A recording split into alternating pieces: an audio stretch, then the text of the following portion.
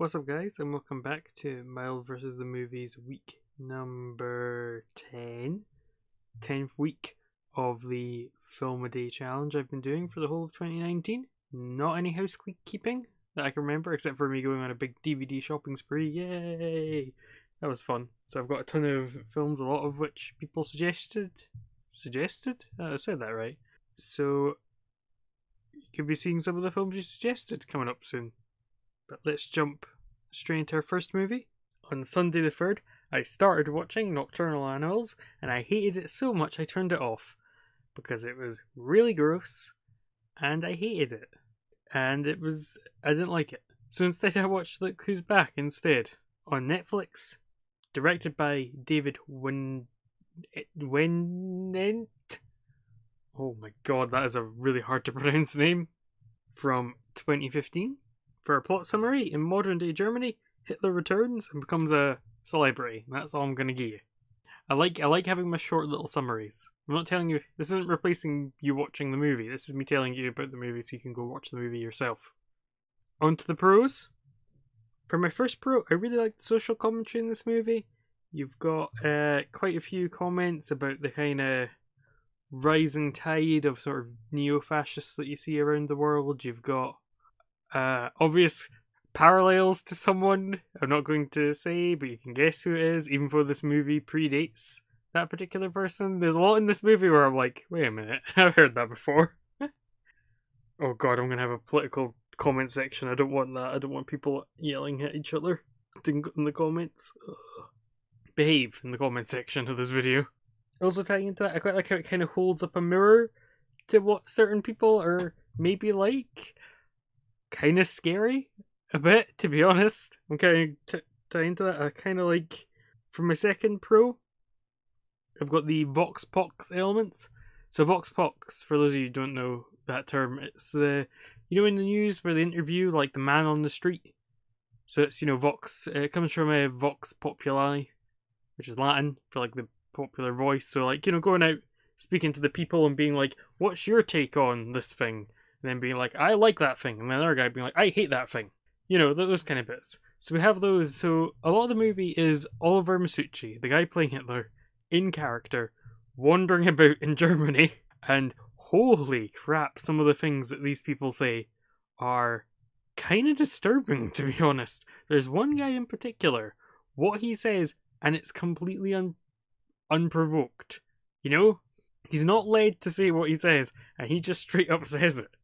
And you're like, holy crap. So they're a bit scary and a bit alarming, but they're also quite good in a way, because like, there's a section in this where they're basically like the sort of present day neo-Nazis in Germany.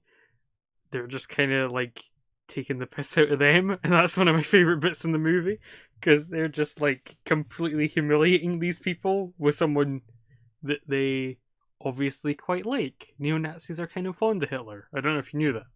And thirdly, there's a scene in this that's a direct parody of one of the scenes in Downfall, the other German film I've watched. I've watched 2 German films and they're both about Hitler. That's something, isn't it? But there's a scene parodying probably the most famous scene in Downfall, the one that's in all the internet memes. You know the one I'm talking about, where he's yelling, that one. There's a scene parodying that in this, and it's really well done. It's a really funny parody. It's just a very clever, really, really quite fun parody. On to the cons now. I don't think it's super funny. I think it's quite funny, and it's quite like amusing in its ways, but it's not like the funniest film I've ever watched. And I think that might be because I'm watching it, in 2019. When this film came out in 2015, I think if I watched it then, I would have liked it more. But there's a bit at the end where it's like about the rising, thing of like ultra far right groups kind of around the world, and that's a little bit too real, and now it's even more so too real than it would be in 2015. So I'm like, like not particularly keen on that kind of thing.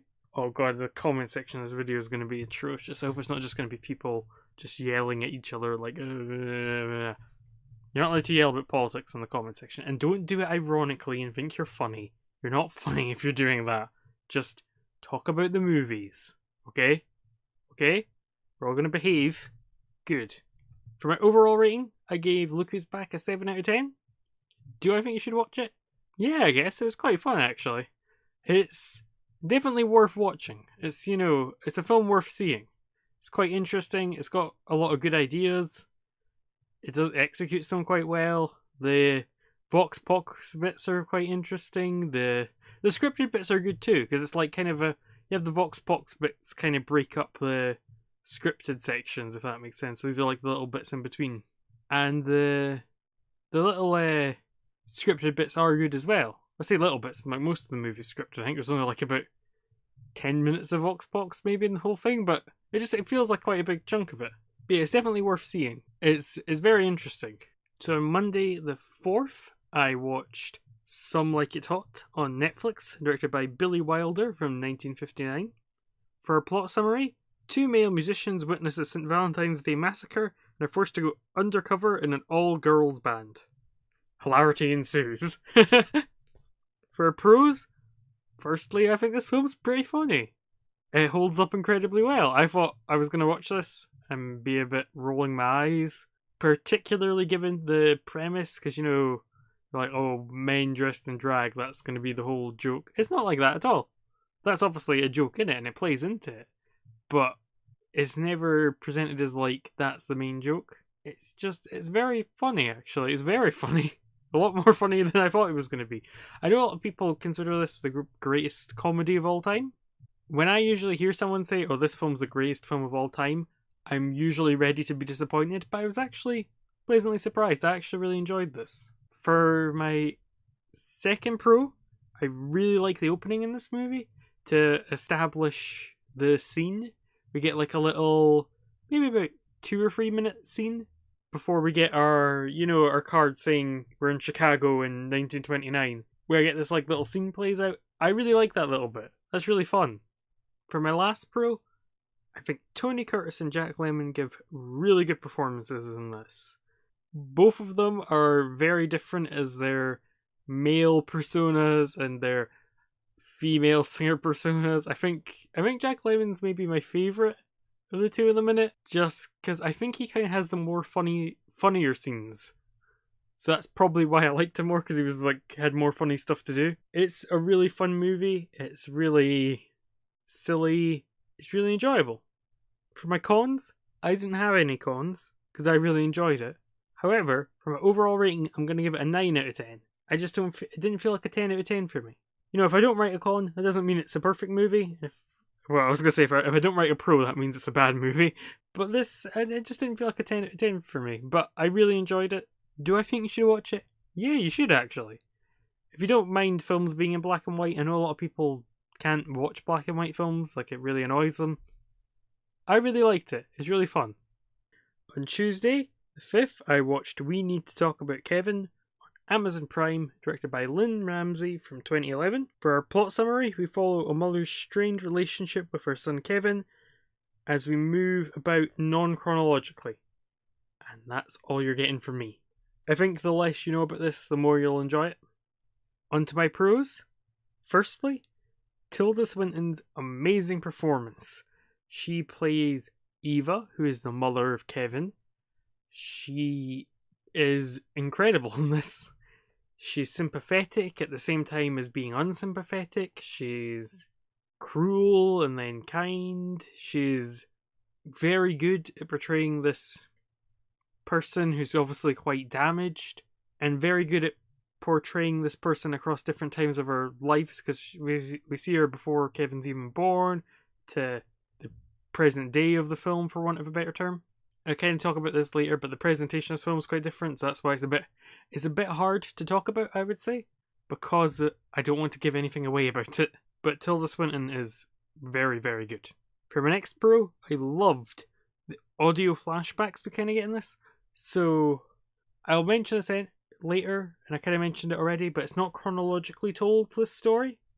But we get that even to the point where you get auditory flashbacks and flash forwards in scenes, and then you won't see what that audio is referencing to until much later, for example. Because you see that a lot in some movies, you'll hear the audio of the next scene before you cut to it. Usually it'll be something like an alarm going off, a phone ringing, something that, grabs your attention, and then you cut to the next scene and the person answers the phone. That's quite common.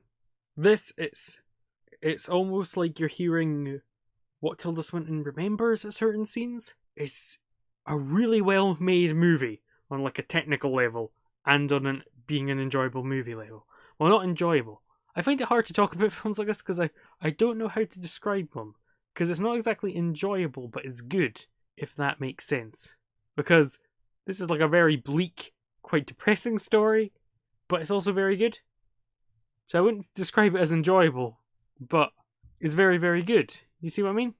But getting back on track, those audio flashbacks / forward in the editing, like the audio from different scenes appearing, I really like that, and it's really well done. For my next pro, I love the colour symbolism in this. This movie has a lot of colour symbolism, and it does it well, unlike another film that we'll be talking about later this week. It's quite amazing. I picked two films, and inadvertently they both have colour symbolism, and one does it really well, and one does it really badly. Because we need to talk about Kevin, doesn't do it in like a in-your-face way. It just kind of goes on. Like, that's fun. That's how you do it well. And this other movie kind of... Well, we'll get into that later, but you'll see what I mean about this other movie. Well, you'll hear what I mean, because it's a audio podcast thing. Is this a podcast? Should I make this a podcast? I might make this a podcast. I don't know how podcasts really work, like how you upload them to stuff and that. I might look into that. But the colour symbolism, and we need to talk about Kevin, is really, really good. I'm being really easily sidetracked today, and I apologise for that. I apologise for that, and also for future me editing this when I have to edit out some of the nonsensical bits I've left in. And it's my last pro. I mentioned this earlier. This kind of works quite well, actually. I mentioned it earlier, now I'm bringing it back again. I really like the scattered editing in this. So, I said it's not told chronologically. It's also, even within... You'll get like a shot from another scene. Just like one shot. Not like say about 10 seconds, and then we'll cut to something else. So it makes it a bit hard to kind of place everything in order in your mind. But once you watch it, I feel like this movie would actually be really good to watch twice. Because like the first time you can just kind of enjoy it, and then the second time you know how everything kind of pieces together a bit better. But I really like that. It kind of fits in well with the whole themes of the movie. Things not being straightforward. For my cons, I think this is too dark for most people. I said about Lynn Ramsey's other film, You Were Never Really Here. Well, I say her other film, she's done 4 films, and she didn't make anything from like 2001 to 2011. Then she makes me to talk about Kevin, and then You Were Never Really Here. They're both excellent films. I don't know why. It's quite interesting, I think, but back on track. We need to talk about Kevin. It's probably too dark for a lot of people. Is it more dark than You Were Never Really Here? Possibly. It's definitely not for everyone. I could totally get someone watching it and what it's about and being like, nope, not for me. But personally, I didn't mind it, but just something to be mindful of if you're going to watch it yourself. For my overall rating, I gave We Need to Talk About Kevin a 9 out of 10. I really, really like this movie. Do I think you should watch it? Possibly. As I kind of mentioned, it's maybe too dark for too many people. If you watched You Were Never Really Here, watch it. If you don't mind dark plots in a movie, and when I say dark, I mean actual dark, not like, oh, Twilight levels of dark. I mean, genuinely dark. If those kind of things do bother you, then maybe give it a miss. Following that, on Wednesday the 6th, I watched The Stranger on Netflix, directed by Orson Welles from 1946. For a plot summary, a detective hunts down a Nazi war criminal hiding in Connecticut who desperately tries to remain hidden. For my pros, firstly, I think this film was really nicely filmed. We have a lot of use of silhouettes and shadows and a lot of things you would see in a film noir. You know, that kind of classic film noir kind of filming. That's what you see a lot of in this. This film's in black and white, and it takes full advantage of that, because black and white does have strengths over colour. Like what you can do with silhouettes and shadows, and certain things do look better in black and white, I think anyway. And this film uses that to its advantage incredibly well. For my second pro, I think the performances are pretty good. Our kind of main three characters, we've got Orson Welles, we've got Edward G. Robinson, he's alright. Orson Welles is pretty good, and Loretta Young is really good. I really like her in it. She's quite a fun character, actually. For the cons now, the video quality for this is very poor. I don't normally mention that, but this film is out of copyright, and I have a feeling the one on Netflix is just some film that's been, digitally captured and then uploaded regardless of the quality. Just to give you guys a heads up, it's not super high quality on Netflix. If you fancy it, maybe go get a DVD or something. For my second con, I'm not very keen on the ending scene. It feels very kind of tacked on and doesn't really fit with the movie. It's the kind of ending you see in a lot of lower quality older movies. You don't see it so much now, but it's a type of ending I'm not super keen on. I'm not gonna say what it is. No spoilers here. Big no spoiler boys over here. Lastly, I don't think this film is as good as it should be. Now that probably comes down to editing. So, Orson Welles filmed this movie, and then an editor came along, and he was told by the studio, Orson Welles likes having all these long dialogue scenes where the exposition happens. Cut them out the movie. So he just came along and cut out all the bits of the movie, and you're like, that's bad. You shouldn't have done that. So you get kind of hints of this being a better movie than it was, and then you don't get to see the movies the way it was intended, and I hate that. And the footage is apparently lost completely, so we'll never get to see the good version of it. A full, proper version. Because it's not even like it's that long. It's an hour and 35 minutes. That's not that long. I wouldn't mind 20 minutes more to explain certain things. I wouldn't mind that. For my overall rating, I gave The Stranger an 8 out of 10. Do I think you should see it? Yeah, actually. It's quite good. It was quite a fun film noir. Quite an interesting story with quite a few twists and turns that I quite liked. It was just a very fun watch. On Thursday the 7th, I watched Fighting with My Family at the cinema, directed by Stephen Merchant from 2019. For our plot summary, we follow the story of Paige and her family as she tries to become a WWE superstar. Suddenly, the people that only subscribe to my channel for wrestling stuff are paying attention. On to the pros. Firstly, I really like Florence Pugh, who plays Paige. She gives a great performance in this. She's really sympathetic. She's really likable. She does a really good job in it. Secondly, I thought Jack Lowden, who plays her brother Zach, he's incredible too. He is really, really, really good. He does a good job of portraying a frustrated kind of character. He is really good. He's a really good actor. I'm surprised I've not seen him in more stuff, because I was really impressed by him in this. You may notice a theme now, because my third pro is Nick Frost and Lena Headey are also brilliant in it. There are a lot of good performances in this movie. I love both of them. They're playing Ricky Knight and Soraya Knight. That's Paige's parents. They're both great. Nick Frost is really funny in it. They're all... It's a funny movie. It's a good movie. It's just a good movie. Okay? There you go. Tying in with what I said earlier, the whole cast is solid. This is genuinely a very, very well acted movie across the board.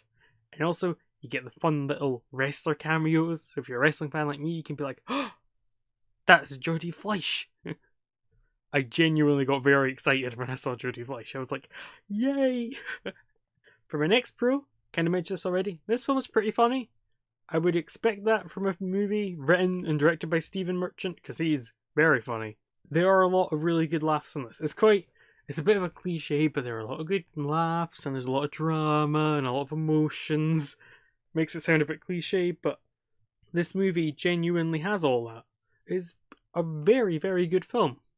Which is actually my last pro, I forgot about that. But it's a very enjoyable watch. For my cons, I've got one. There are some slight historical inaccuracies in it.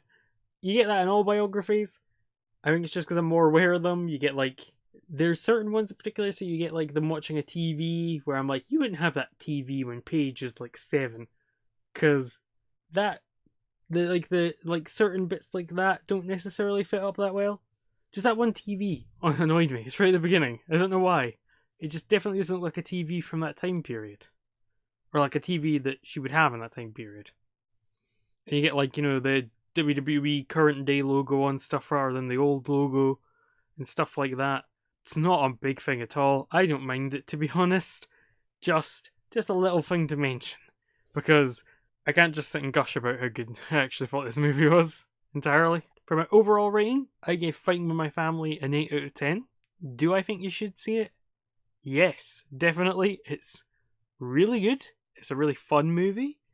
It's really well acted. It's funny. It's got the emotions. I really, really, really liked it. Penultimately, on Friday the 8th, I watched Foxy Brown on Netflix, directed by Jack Hill from 1974. For our plot summary, in this revenge blaxploitation film, the titular Foxy Brown tries to avenge the death of her boyfriend at the hands of criminals. On to the pros now. Firstly, I think this film is quite enjoyable. Foxy Brown is a really fun character. She's just going around kicking ass the whole movie, so she's great. The other characters are quite fun. It's not high art by any means, but it's kind of likable. It's kind of, it's fun. That's the main thing about it. It's a quite fun movie. I quite enjoyed this, actually. It's very good, low-budget action fare, is how I would describe it. For my second pro, the music in this is great. It's all very 70s guitar stuff going on, kind of disco-y elements. You've got Foxy Brown's theme song is incredible, and I love it. She has this amazing theme song, like the opening credits of this movie.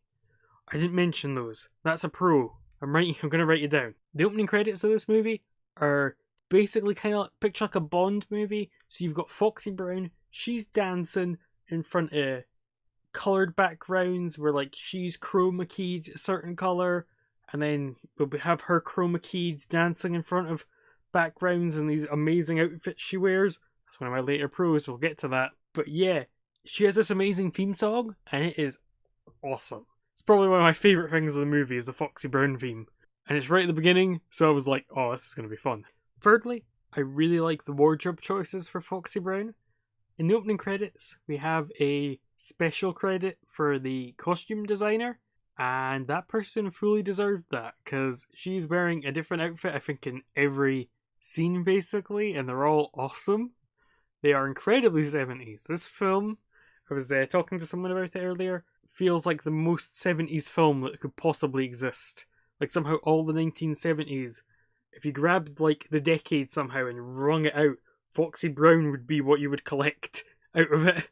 It is a perfect 70s movie all distilled together. It's so 70s. All the clothes, just the aesthetic of it. It's so 1970s. It's incredible. If you didn't know better, you would think it was a film made 20 years after the 70s, trying to get all the main bits of the 70s, But back on track, wardrobe is excellent. Lastly, as a pro, mentioned this already, love the opening credits. Her dancing chroma keyed while like the incredible Foxy Brown theme plays is great. It's a great opening for a movie. I've mentioned this before, but I love opening credits, and these are really great. For my cons, I've got one, and this is something I mentioned before. I'm not keen on the more exploitation elements of this movie. I'm not really keen on exploitative elements in my movies. Like, there's a lot of female nudity in this that's quite gratuitous. And there's one scene in particular I don't like at all. And it's in a lot of exploitation movies, and I hate them in all of those types of movies. Don't put it in your low-budget action movie, okay? I don't even want to talk about what it is, but you can probably guess. Those elements I wasn't keen on at all, and I've never been keen on them. For my overall rating, I gave this a 6 out of 10. Do I think you should watch it? Yeah, if you've got a spare hour and a half. It's quite a interesting film to see. It's the first blaxploitation film I've ever seen. I don't know how many more I want to see. I probably would just want to watch this in Shaft, to be honest. But it was quite fun, actually. It was quite enjoyable. It was a very good low-budget action movie. And finally this week, I watched I Know Who Killed Me on Amazon Prime, directed by Chris Silverstone from 2007. I'll quickly fill you in on this bad movie credentials. Boasting an incredible 16 Metascore on Metacritic, a 3.6 on IMDb, a 7% approval rating on Rotten Tomatoes, being a box office bomb, and also the, at the time, record holder for most Razzie wins, with 8 Razzies in a single year, a record it would hold until Jack and Jill came out. This film is a terrible movie. It was even nominated for the Razzie's Worst of the Decade awards they do for the end of the noughties, for the worst picture of the entire decade, and Lindsay Lohan for worst actress. This film seems to have slipped through the cracks of time. I looked up online, I looked on YouTube, and I think I only ever saw one video review of it. I'm going to video review this in depth, because this film is bad. Spoilers. Spoilers for this section coming up. The film is bad, right? Now we've established this movie's bad movie credentials, let's jump on in to our plot summary. A girl is kidnapped and tortured. After escaping, she claims to be someone else. I just realised my one sentence thing is as in-depth as IMDb's. In fact, mine's is more in-depth, because I mentioned she was kidnapped and tortured. That isn't mentioned in the IMDb description. IMDb just says a young woman who is missing reappears, but she claims to be someone else entirely.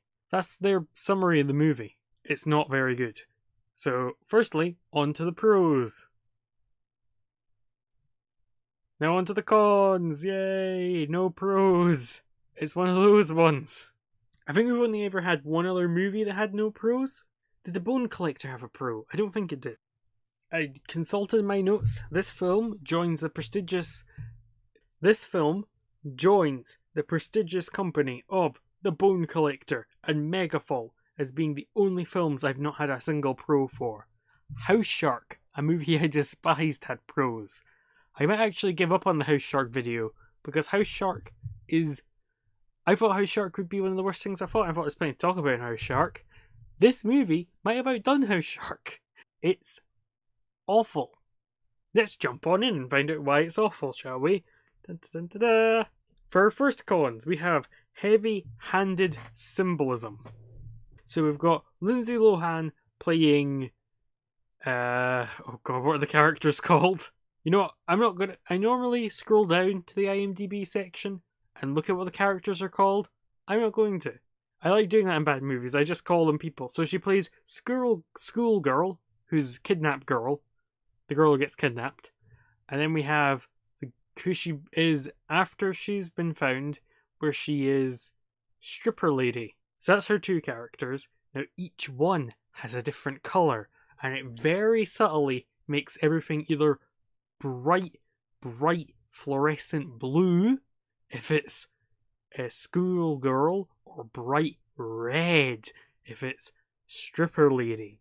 And that is so heavy-handed, and it thinks it's really clever, and it's the equivalent of someone making a joke and then spending the next 20 minutes nudging you, going, did you get it, fool? Did you get my joke? Did you get it? Did you get it? It was really funny. Did you get it? It was a really good... It's a wordplay, you see? It's a wordplay, right? It's really clever. It's really clever, right? It's really clever. Don't you like that joke? This movie does that for 1 hour and 45 minutes.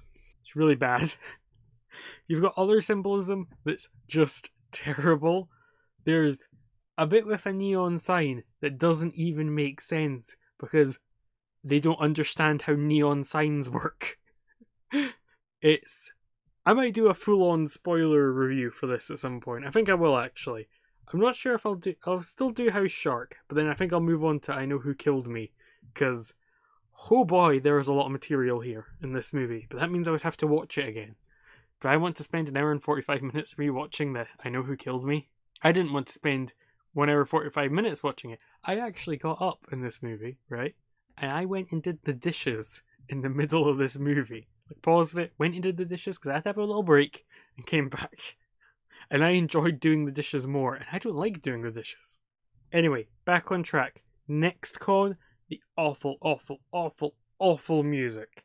So, this movie has a soundtrack that I would best describe as we couldn't afford Crawling in My Skin, so we got their non-union Mexican equivalent of that song. It's all terrible, terrible sort of emo music, I guess. I don't know what to describe the genre as, but it's all kind of like that. It's really bad, like really bad, like almost cliche. Now, if you didn't know better, you would think this was some elaborate comedy skit that someone has devised rather than a motion picture. It's also incredibly loud whenever it shows up. It turns into a music video whenever it shows up. For our next con, we have the awful acting, especially Lindsay Lohan. No one else is good in this, but Lindsay Lohan is in like a league of her own in this movie. She is dire. It is terrible. I'll get into this later, but her performance as two different people, the way she differentiates between the two of them is laughable. We'll get into that later on, but they're basically identical. Not just, they're obviously identical physically because they're both Lindsay Lohan, but everything else about them is identical too. It's terrible. For our next con, we've got the terrible, terrible, terrible dialogue in this movie. I actually tweeted out a line from this because I was so taken aback by how bad it was, which was, sometimes people get cut, that's life. Sometimes people get cut, that's life. That's some deep shit right there. This film, right? You know how Rebecca Black was like a teenage girl and her dad was quite wealthy, or her parents were quite wealthy, and they paid for her to make a music video? This feels like that, but a movie. You know, like some teenager made this movie. It's got that kind of, I'm so dark and edgy and arty vibe going on. Particularly with the music. I'm not entirely not convinced this wasn't some teenager, you know, making this and being like, I'm so deep, man. I'm so deep. My favourite film is something I've not watched. But yeah, the dialogue, really, really bad. And tying into that, we've also got terrible contradictions in the plot and dialogue. Specifically, there's one scene where Lindsay Lohan, after she gets rescued and the FBI are interviewing her, they're like, can you tell us what happened the last 2 weeks? I can remember everything that happened the last 2 weeks. So she starts telling them. Next scene, what about the day you were kidnapped? I can't remember. So, in the space of 2 minutes, she goes, I can remember every single thing exactly as it happened, to, I can't remember. Oh, man. It really is something else. I'm shocked there aren't more videos about this on the internet. I was kind of blown away. I was like, this movie's awful. Why isn't no more people talking about it? There's so much material. For my next con, this film kind of has, I've got ideas above its station. That's not necessarily the right term. Also, it's probably not strong enough a term. This movie kind of acts like, it's weird to talk about because it's a movie. It doesn't act in a certain way. But this movie has ideas of it being some sort of great, great piece of work. Like a masterpiece. Like it's very arty. It's got colour symbolism, I'll have you know. That's what I mean. Like the colour symbols. I mentioned it feels like it was made by a teenager. The colour symbolism feels like I learned about colour symbolism in my English class today. So that's going to be in my movie I'm going to make. But yeah, this movie thinks it's like some sort of great art kind of film. It's got kind of elements where it's trying to be arty, and you're like, don't, you're embarrassing yourself. It's so bad. It's like kudos in one way for trying, but also I don't think you should just get props for trying something, especially how cynical this movie kind of is. We'll get into that a bit later. But I don't think trying something and failing spectacularly is necessarily noble. I think it's kind of bad. For my next con, I've got the baffling supernatural elements. Now, you may have noticed so far, nothing I described so far sounded supernatural, did it? Someone thinks she's someone else after she's been kidnapped and tortured, so she's like, oh, she's got like, PTSD or something. No, there's supernatural stuff going on in this movie, and it's weird, and it doesn't make a lick of sense, and it's really bad. I just remembered the video scene. There's a scene where she watches a video, and for some reason, it's not the full screen, and the rest of the screen around is black, so it's not like, when they watch like a video and it's on like fake YouTube, so it'll be like, my vid or something like that. That's a real website, isn't it? Is my vid a real website? I think it might be. But yeah, so instead of having that, it just has black. So the picture is only about a quarter of the screen, but I mean that as in a quarter in the center. It is so bizarre. I have no idea what they were going for with that.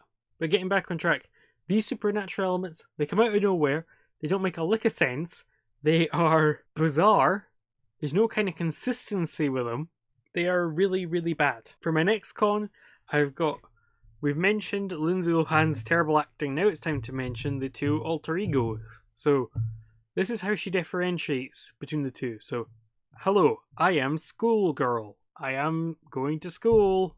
That's me, I am schoolgirl. Okay, now I'll be stripper lady. Hello, I'm fucking stripper lady. I'm here to fucking tell you that I'm stripper lady. I'm fucking a badass, I am. Because you can tell because I say fucking all the time. That's literally the difference. Is she says fuck. And it's like, it feels like a teenager's edgy. Oh, I'm so edgy. I said the F word. Yeah. That's how you know she's tough from the streets. Because she said the F word. I'm getting more and more convinced the more I think about this. This might have to join my Titanic 2 conspiracy theory board as the I know who killed me was made by a teenager conspiracy board. It's so bad and it's so laughable because it feels so fake. The swearing feels like they've written the dialogue and then gone, now say fucking in this sentence. And it's kind of put in the most awkward way. So it'll be like, I'll read the summary from IMDb again, which is, a young woman who is missing reappears, but she claims to be someone else entirely. This movie would have fucking a young woman who is missing reappears, but fucking she claims to be someone else entirely. Those don't fit in properly. And that's what this movie's like. Strange movie this is. Oh man, I can't believe I've not mentioned this yet. So, part of this is she loses her arm and her leg, okay? Make all your how much did that cost jokes right now. But her leg has to be charged up. For some reason, she has a charging leg. I don't know why. It's the strangest thing to me. Because none of the leg's just like an artificial foot, like a prosthetic limb. And then she has a robot hand. Okay, she has like a robot hand that works off her brain. And you're like, okay, bit out there for 2007, but those are things that kind of exist nowadays, so okay. That's kind of like possible future technology. And it's covered up with a skin-coloured, like, flesh glove. And to describe it, what it basically means is for the rest of the movie, Lindsay Lohan is wearing a rubber glove that's been painted to look like the same colour as flesh. So it goes up to like her elbow, and she's wearing a rubber glove, and she's like, like it makes robot noises that are dubbed in whenever she uses the hand. It's like something out of comedy, but it's a real movie. This is a real movie that got made. For my next con, this movie is unbelievably sleazy. Like lots of unnecessary nudity and pole dancing. I feel like about a good 15 minutes of this movie is Lindsay Lohan pole dancing with her clothes on, and it is just, I feel like I need to wash after watching this movie. It kind of also is trying to be a bit of a Saw-like movie, but it doesn't go as full bore as something like Saw. So it's kind of in this weird place in the middle. It's really gross and quite graphic, but not in that same kind of way that they are in Saw. It's really off-putting, and like I feel dirty having watched it. For our next con, we have the terrible cliches in this. For example, I'm going to dub this in post, so you're going to get some nice editing going on. We get thunder crashing during a revelation scene. And when that happened, I lost my mind. I was like, that is the most cliche thing you can do. And you did it in your movie. Why? I think Wallace and Gromit, The Curse of the Were-Rabbit, came out the same year as this, and that had a joke about those thunder crash revelations, and that is a movie making fun of Hammer horror movies that came out in the 70s.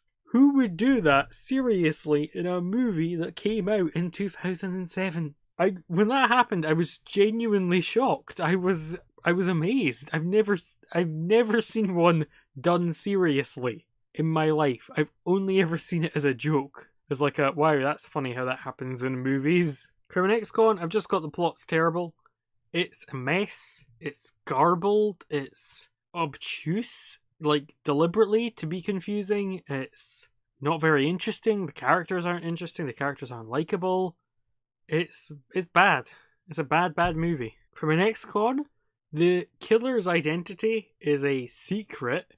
Put that in inverted commas throughout the whole movie. I guessed who it was the minute they showed up. Just like the bone collector, I was like, oh, that's him. He's the killer. And then, oh, it was him. Because I was like, surely it can't be him because it's so obviously him. Maybe he's like a double red herring. And I went, this movie's not good enough to do that. And I was right. For another con, I've got disappearing characters. So we have these FBI people who are investigating the killer, and they just sort of disappear halfway through the movie, and they're never seen from again. It feels very much like everything in this movie happens to advance the plot, and we're coming into another point about that. As an Archon, we have these terrible off-screen revelations. So a big revelation occurs without her thinking it out at all on screen. She just charges into the character and is like, this is what really happened. Blah, blah, blah, blah, blah, blah, blah, blah, blah, blah, blah, blah, blah. With no explanation of how she came to that conclusion, and she's right. When that happened, I was like, how do you not know? The audience needs to see the bit where the person goes, oh, like gets the clue to then go, they kind of have that, but not very well done. I know you're shocked. Something wasn't well done in this movie. I was just blown away. Everything in this movie kind of happens in a... Okay, so she's going to find out who the killer is, but I can't have that happen, so let's have this happen to delay it. Okay, but then she has to get out of that situation, so then her friend shows up to save the day. But then she's driving home with her friend. I need to get rid of the friend, so the friend has to go babysitting, I guess. And... so she's back home. So then the killer needs to get in the house. So she's left the door unlocked so the killer can get in. Everything is, this will then happen, so that can happen, so that can happen, so that can happen, so we can be at the end. And all plots are kind of like that, but this film, it feels more like a chain rather than an actual story. Particularly the opening of this movie, I was like, what is going on with this? I didn't even mention this. The editing is terrible. All over the place. The opening of this movie, I was very confused by what was going on. Not in like I didn't understand what was going on. I understand what I was seeing. What I didn't understand is why we were seeing it. It didn't fit in the movie right at all. It was very strange. This whole movie's a mess. For my overall rating, I gave I Know Who Killed Me. Also, that title. That title is terrible. It's from a line of dialogue in the movie, right? I'm not kidding. She goes, I know who killed me. And the character she's with goes with, you're not dead. And I was like, that's the title of your movie, is a scene. So then when it shows up in the movie, a character instantly dismisses the title of your movie. An absolute farce of errors. For my overall rating, 0 out of 10. Should you watch it? Absolutely not. It is terrible. It is one of the worst films I've ever seen. It is absolutely the worst studio movie I've ever seen. It's worse than The Bone Collector. And I'm impressed because I hated that movie. So just our little wrap up to go at the end of this episode. I hope you enjoyed it. What was my movie of the week? Quite a difficult week this week. I had a lot of movies I really liked. I'll say my favourite movie of the week was We Need to Talk About Kevin. I'm kind of torn between it and Fighting With My Family. I think Fighting With My Family was the film I enjoyed the most this week.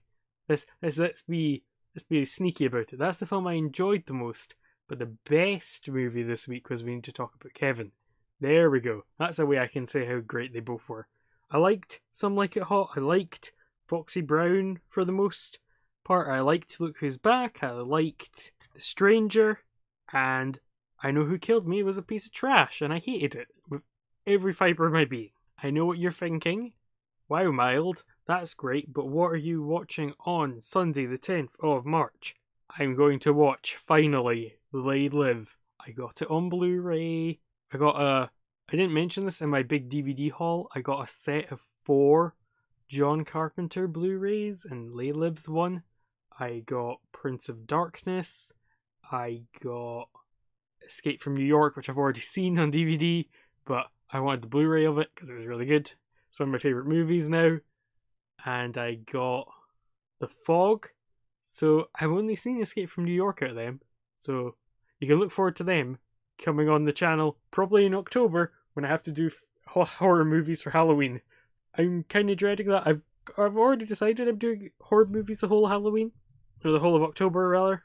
But I'm not super keen on horror. So there might be some kind of dodgy, creative interpretations of what a horror film is. Let's say that. I might even do a video of what my favourite horror films are for Halloween. That might be fun. Just like a little discussion video rather than a Mild versus the Movies episode. I want to do more movie stuff because I like talking about movies. Movies, wrestling, football, kind of like my main interests. It's like a triangle of interests. And writing. That kind of ties into movies though, because I like script writing. But yeah, be watching They Live. Is there anything else I want to talk about in this episode? I mentioned my film of the week. I don't believe so. So, all that leaves me to do is say if you like the video, like the video. Press subscribe if you want to see all the other stuff I do. Leave comments with what you thought of the episode, I guess. I hate these things. I know they're such a cliche that YouTube folk do them, but you kind of have to. I feel just quite rude if I just went by and ended the episode, you know? Having said all that, I'll see you in the next one. Bye.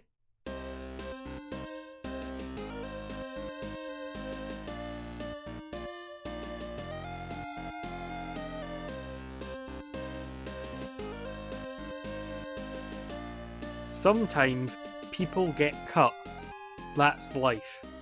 That's some deep shit right there.